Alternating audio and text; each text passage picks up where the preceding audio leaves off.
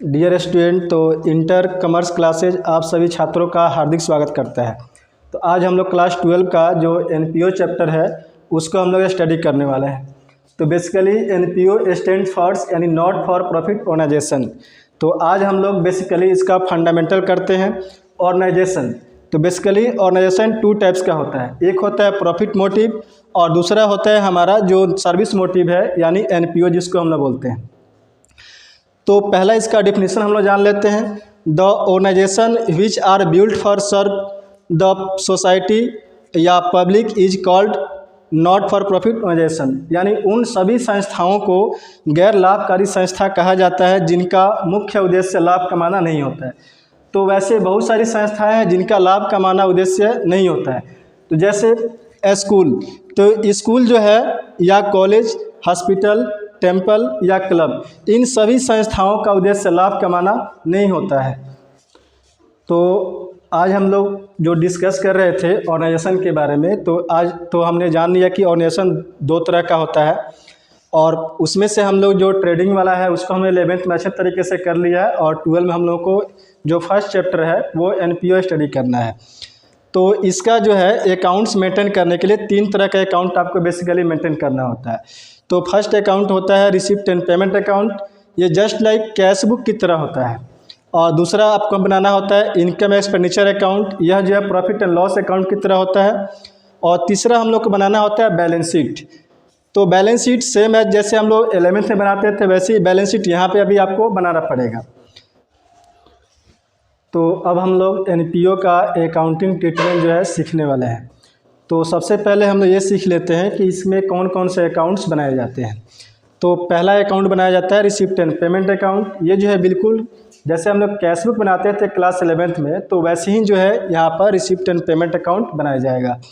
और दूसरा अकाउंट बनाया जाता है इनकम एक्सपेंडिचर अकाउंट। तो जैसे हम लोग पहले प्रॉफिट एंड लॉस अकाउंट बनाते थे ठीक वैसे ही यहाँ पर इनकम एक्सपेंडिचर अकाउंट बनाया जाता है। और तीसरा जो अकाउंट बनाया जाता है यहाँ पर बैलेंस शीट बनाया जाता है। जैसे पहले हम लोग बैलेंस शीट बनाते थे ठीक वैसे ही यहाँ पर भी आपको बैलेंस शीट बनाना है। अब पहला अकाउंटिंग हम लोग करते हैं रिसिप्ट एंड पेमेंट अकाउंट। इसमें होता क्या है, बेसिकली इसमें एक साइड होता है रिसिप्ट का और दूसरा साइड होता है पेमेंट का, है ना। और यहाँ पर आपको लिखना होता है ईयर एंडिंग, यानी जिस डेट को आप बना रहे हो, जिस अकाउंटिंग ईयर का आप बना रहे हो उसका ईयर एंडिंग यहाँ पर आपको बेसिकली नोट कर देना होता है।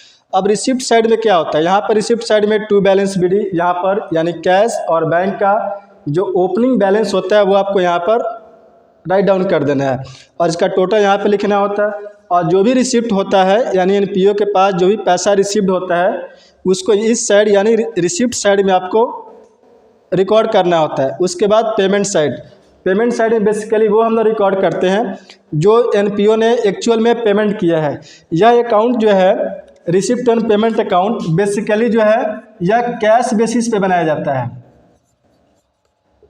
यानी एक्चुअली जिसका पेमेंट किया गया है उसी को यहाँ पर रिकॉर्ड किया जाता है।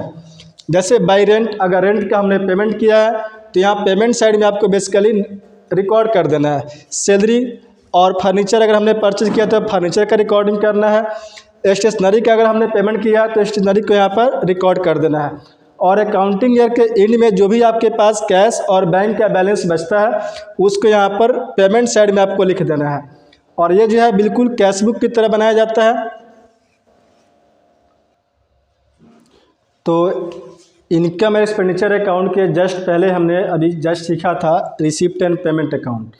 तो receipt and payment account basically जो है कैश बेसिस पे बनाया जाता है और इनकम एंड एक्सपेंडिचर अकाउंट जो है ये जो है just like profit and loss account की तरह होता है। तो इसको हम लोग ड्यू बेसिस पे बनाते हैं। याद रखिएगा आप लोग कि इस अकाउंट को ड्यू बेसिस पर बनाया जाता है, यानी केवल इसमें रेवेन्यू ट्रांजैक्शन ही रिकॉर्ड किए जाते हैं। और रिसिप्ट एंड पेमेंट अकाउंट में रेवेन्यू ट्रांजैक्शन और कैपिटल यानी दोनों तरह के ट्रांजैक्शन जो है रिसिप्ट एंड पेमेंट अकाउंट पर रिकॉर्ड किए जाते हैं। तो यहाँ पे हम लोग देखते हैं कि इसका फॉर्मेट क्या है। इनकम एक्सपेंडिचर अकाउंट यहाँ पे लिख दिया जाएगा और बेसिकली उसके नीचे लिखा जाएगा ईयर इंडेड, और जिस भी अकाउंटिंग ईयर का आप बना रहे हो उसका ईयर इंडेड यहाँ पर नोट कर दिया जाएगा। अब उसके बाद एक्सपेंडिचर साइड में आपको नोट क्या करना होता है, जो भी जो है रेवेन्यू ट्रांजैक्शन का एक्सपेंडिचर है, यानी जो भी आपका ट्रांजैक्शन रेवेन्यू नेचर वाला है ना, तो केवल रेवेन्यू नेचर का ट्रांजैक्शन यहाँ पर रिकॉर्ड किया जाएगा। जैसे आपका हो गया salary account, rent account, stationery account, electricity account, advertisement account, या और भी कोई एक्सपेंसेस अगर आपको दिया होगा, टेलीफोन एक्सपेंस एक्सेट्रा जो है। अब इनकम साइड की बात कर लेते हैं, तो इधर आपका आएगा सब्सक्रिप्शन अकाउंट, यानी जो भी जो है एनपीओ को मेंबर के द्वारा जो चंदा मिलता है उसको हम लोग सब्सक्रिप्शन बोलते हैं। तो यहाँ पर जो भी चंदा आपको मिलेगा, यानी जो ड्यू बेसिस पे होगा अकाउंटिंग ईयर का, वो यहाँ पर लिख दिया जाएगा। अब उसके बाद इंट्रेंस फी यहाँ पर आ जाएगा।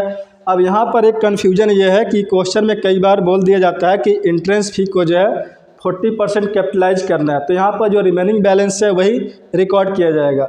अब उसके बाद डोनेशन, अगर जनरल डोनेशन है तो यहाँ पर आएगा, और स्पेसिफिक डोनेशन है तो यहाँ पर रिकॉर्ड नहीं किया जाएगा, क्योंकि इनकम और एक्सपेंडिचर अकाउंट में जो है आपको ट्रांजेक्शन रिकॉर्ड किया जाता है वो केवल रेवेन्यू नेचर का ही होता है।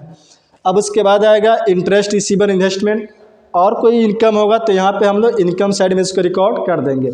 अगर हमारा इनकम जो है ज़्यादा होता है एक्सपेंडिचर से, अगर इनकम ज़्यादा है तो हमारा आएगा यहाँ पर सरप्लस। अगर हमारा एक्सपेंडिचर ज़्यादा हो जाता है तो इस साइड आएगा आपको डिफिसिट। तो इनकम एक्सपेंडिचर अकाउंट में जो हमने देखा था कि जो एक्सपेंडिचर है बेसिकली आपको सिंपल वे में एक्सपेंडिचर दिया नहीं रहता है, उसके साथ आपको एडजस्टमेंट दिया रहता है। तो एडजस्टमेंट का एडजस्ट करके हम लोग जो है एक्सपेंडिचर निकालते हैं। जैसे मान लीजिए एक्सपेंस कोई दिया रहेगा और उसका क्लोजिंग आउटस्टैंडिंग, ओपनिंग आउटस्टैंडिंग और उसका एडवांस ओपनिंग और क्लोजिंग दिया रहेगा, तो उससे हम लोग एक्सपेंस कैसे निकालेंगे। तो सबसे पहले जो भी एक्सपेंस का पेमेंट हुआ है तो आप पेमेंट यहाँ पर रिकॉर्ड कर दीजिएगा। अब उसके बाद जो क्लोजिंग बैलेंस दिया रहेगा आउटस्टैंडिंग का, उसको यहाँ पे रिकॉर्ड किया जाएगा। उसके बाद ओपनिंग यानी एडवांस का या प्रीपेड का ओपनिंग यहाँ पर रिकॉर्ड किया जाएगा, और इसको आप ऐड कर दीजिए। और यहाँ से हमें लेस करना होता है ओपनिंग आउटस्टैंडिंग, उसके बाद हमें लेस करना होता है क्लोजिंग एडवांस, उसके बाद हमें जो है आ जाएगा एक्सपेंस फॉर द ईयर। और ये जो है इसको, ये जो अमाउंट आपका आएगा एक्सपेंस फॉर द ईयर, यही इनकम और एक्सपेंडिचर अकाउंट में रिकॉर्ड किया जाता है।